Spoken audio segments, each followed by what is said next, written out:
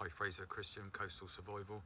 Hope you enjoy the videos. Please like and share them so as many people get to see the information as possible. Most of the skills that we cover on the videos we teach in real time on our courses at the Coastal Survival School. The company is called Coastal Survival and it's www.coastalsurvival.com. So please stay tuned and like and share the videos and enjoy them. Feel free to comment. Cheers.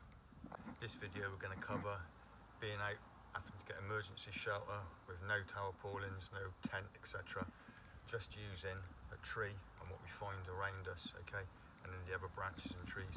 We're not in an alpine forest, we're in a deciduous woodland in Great Britain.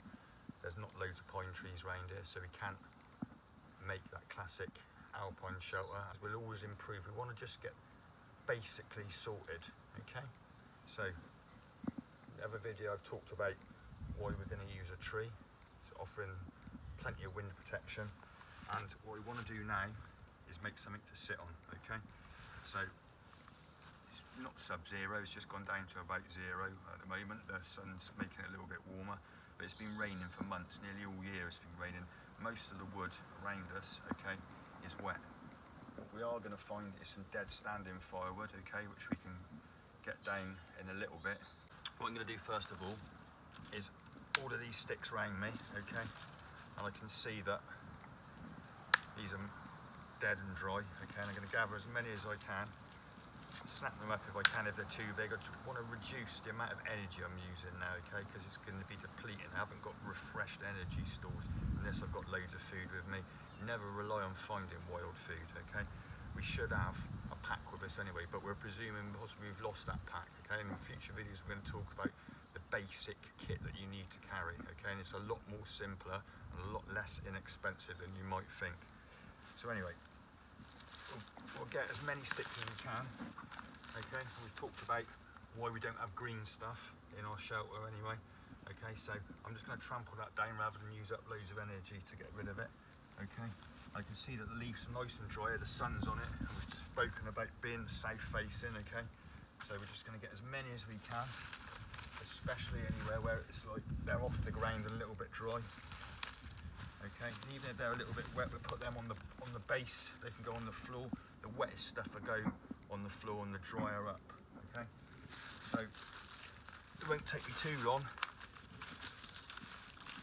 and this is quite an unkept woodland, and this is about as much as you're going to find, okay. There's not going to be loads of fallen down trees, it's mostly just wind fallen branches, but straight away, without moving too far, I've got myself a little bit of a seat.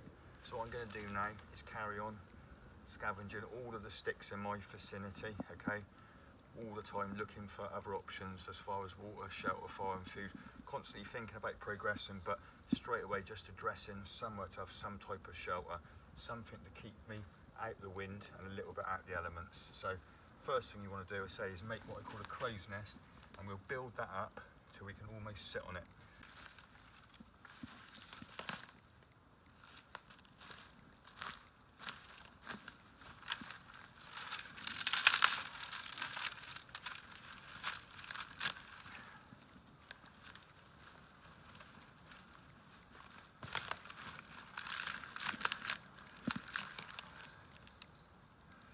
There we go, and straight away all I've done is I've gathered myself loads of sticks. I've tried to get them out of the sun, off the floor if I can. Any of them that are wet have gone right at the bottom, okay.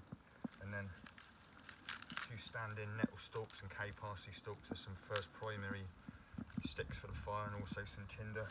Noticed I've got some elder in there as well. I'll talk to you about elder when we do the fire. One of the best things I've ever found when it's been soaking wet in a British woodland for burning, besides your silver birch and your pines with your saps in. But and I say, can't be fussy, just picked up as much of this debris as I can at the moment, just to get myself that seat. I'm already in that almost sitting position, that's quite comfortable. And what I can feel is the wood that my bum's in contact with, initially when we first switched the camera on then, it was cold, but now it's stabilising.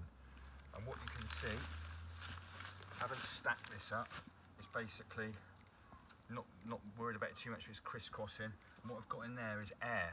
I'm trapping in air, okay? So the heat from my bum is going into that, but it can't hopefully escape too easily in this wood. Okay, so the driest stuff's gone on the top, wettest stuff at the bottom. What I've also got then, okay, is as long as it's about sort of high as your knee and about that, I've got about 1/4 metre cube of wood. Okay, if I'm going to stay here all night and it's going to go down to sub-zero temperatures tonight, I found that in the past, as far as cooking and keeping myself warm, that I want, okay, the volume of wood or sticks at least my body. So that's a great big pile of sticks. Okay, that's, I mean, that'd probably extend out from the tree, but it doesn't matter. But that's the amount of wood I'm going to need to collect if I can, if I'm not injured and I can move freely to keep myself all warm all night. Okay. Again, if we're in a pine forest and we've got loads of pine sap or silver birch, great big fallen trees, okay, if we can carry them, then we can make a great big fire. But at the moment, okay, most of the wood you're going to be able to find and break and carry is going to be no thicker than your wrist, and probably the size of your thumb and down to your little finger.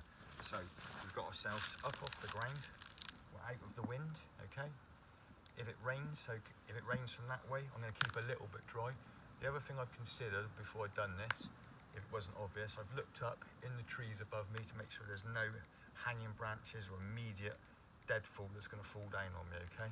Hopefully, sat here, I say we've got some ivy above us, and if the rain comes from the opposite way, I can easily pick up my firewood, take my little bundle with me, and move it to the other side of the tree.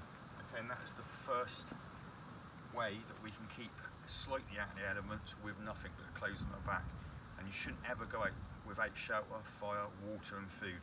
And the first form of shelter, if we haven't got the tarp, if we haven't got the tent, is our outer layer of clothing, and that should be windproof and waterproof, even if it's in the summer, wherever you're going, okay? At least then, like I said before, you can sit up there, I'm going to keep your knees in there now, okay? Hat up, put my hat up, and see you in the morning.